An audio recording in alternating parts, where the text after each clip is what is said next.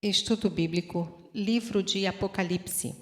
Esse estudo foi feito pela missionária Edmé Williams, com alguns acréscimos do Dr. Russell Shedd, do pastor Aloísio de Moraes Filho e da missionária Sandra Bivar Neves. Apocalipse 18, versos 1 a 8. Este capítulo traz um dos maiores temas da profecia, Jeremias 51, 60 a 64. A destruição de Babilônia foi profetizada por Jeremias. O verso 8 mostra que o império do anticristo, em toda a sua extensão e abrangência, é objeto do julgamento total de Deus. Esse império vai acabar. Daniel 3:1. O rei Nabucodonosor levantou uma estátua na Babilônia, cidade que nessa época viveu dias de glória. Verso 1. O anjo desce dos céus e a luz da sua glória ilumina toda a terra. E ele, com grande autoridade, determina a queda de Babilônia, a prostituta colorida, maquiada e adornada com muitas joias.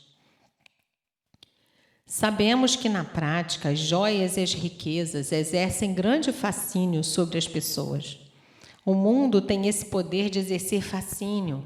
Sua mensagem é muito atrativa e não é difícil de imaginar quantos são atraídos, como é atraído o passarinho diante dos olhos de uma serpente. Não é pecado possuir riquezas.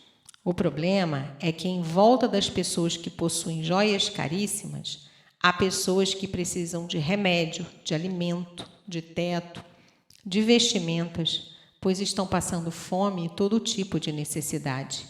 Será que uma pessoa que gasta em poucos minutos grande quantidade de dinheiro, sem pensar nessas vidas, tem a mente de Cristo, tem o caráter do Filho de Deus?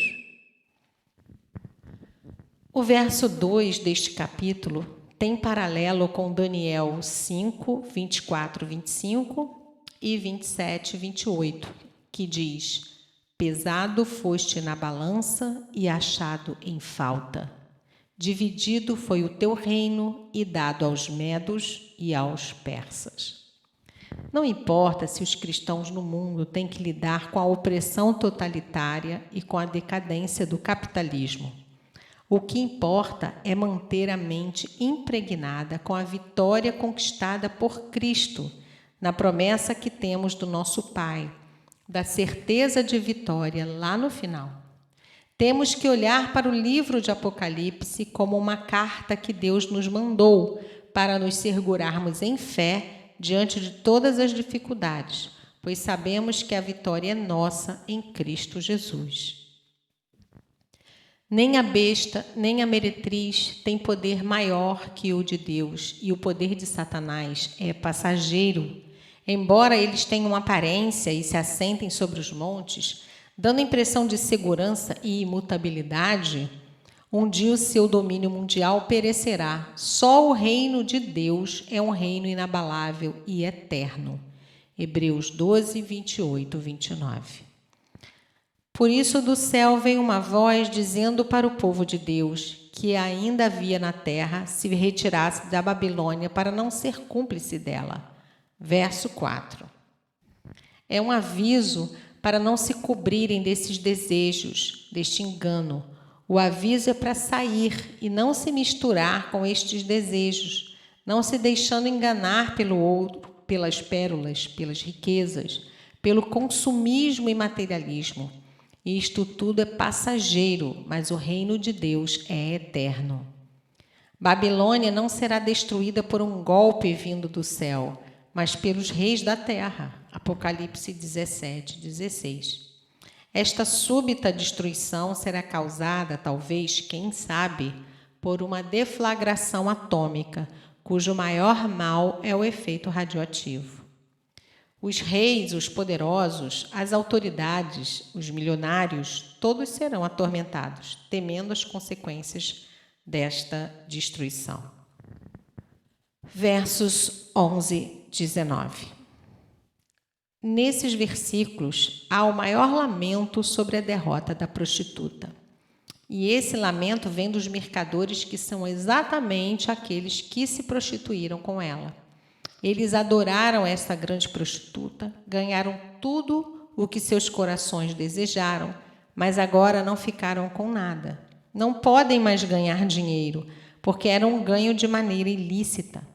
Eles realmente acreditam que não há outro caminho para a felicidade, para o prazer, senão vivendo dessa maneira. Verso 12, o profeta Ezequiel faz uma lista semelhante a essa, quando Tiro era a grande cidade que se enriquecia com o materialismo. Ezequiel 26. Verso 13. O maior golpe de Satanás é escravizar a alma humana à concupiscência, à cobiça por bens materiais. O 10º mandamento, Êxodo 20:17, é contra a cobiça, porque a cobiça é aglutinação de todos os pecados. Verso 20.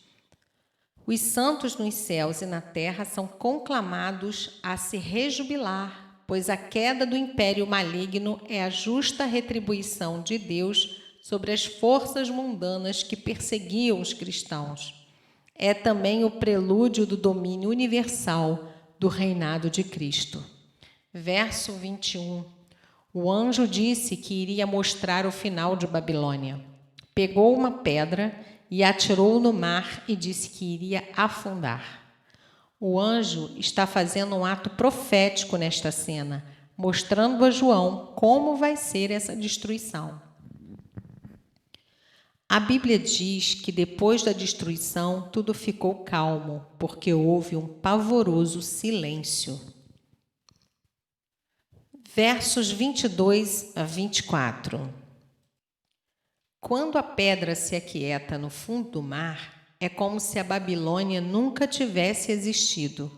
Não podemos medir forças com as coisas do mundo, porque o destino delas é a destruição total. É como se ela não tivesse existido. Embora soframos com toda essa opulência, com toda essa desordem, com toda essa dor, com tudo o que está acontecendo, isso tudo tem um fim. Aqueles nos humilham, que nos exploram, se eles não vêm para Jesus Cristo, eles também têm um fim.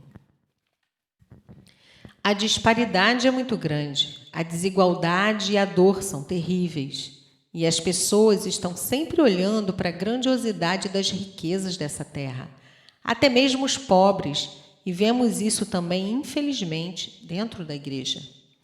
Vamos abrir os nossos olhos e ver até que ponto esse sistema contaminou o nosso modo de pensar e de agir, as nossas escolhas e as nossas decisões.